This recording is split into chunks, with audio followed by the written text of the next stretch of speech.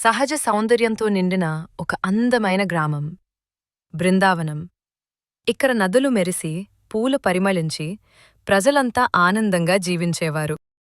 ఆ గ్రామంలో ఒక చిన్న బాలుడి హృదయం మాత్రం ఎంతో పవిత్రం. అతడే శ్రీకృష్ణుడు. అయ్యో కృష్ణ, మళ్ళీ వెన్న దాచేశావు కదా. కృష్ణుడు నవ్వుతాడు. కాని ఒక రాత్రి గ్రామంలోకి ఇద్దరు దొంగలు వచ్చారు. అయ్యా, ధాన్యం నగలు అన్నీ తీసుకెళ్దాం, ఎవరికి తెలియదు, త్వరగా.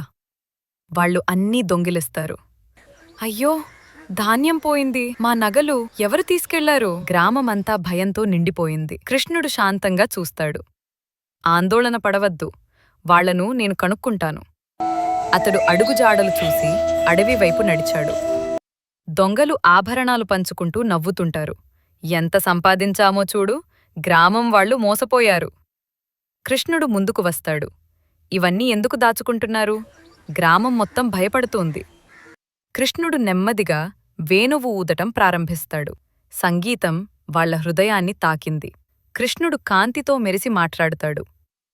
పేదల దగ్గర దొంగతనం చేయడం తప్పు. అన్నీ తిరిగి ఇచ్చేయండి. మళ్ళీ ఎవరినీ బాధపెట్టకండి. దొంగలు వంగి నమస్కరిస్తారు. క్షమించు కృష్ణ, మేము మారిపోతాము. దొంగలు గ్రామంలోకి వచ్చి అన్నీ తిరిగిస్తారు. అన్నీ తిరిగొచ్చాయి. ధన్యవాదాలు కృష్ణ. కృష్ణుడు మళ్లీ పిల్లలతో ఆడుకుంటాడు.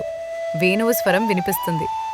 బృందావనంలో ఒక సత్యం స్పష్టంగా నిలిచింది.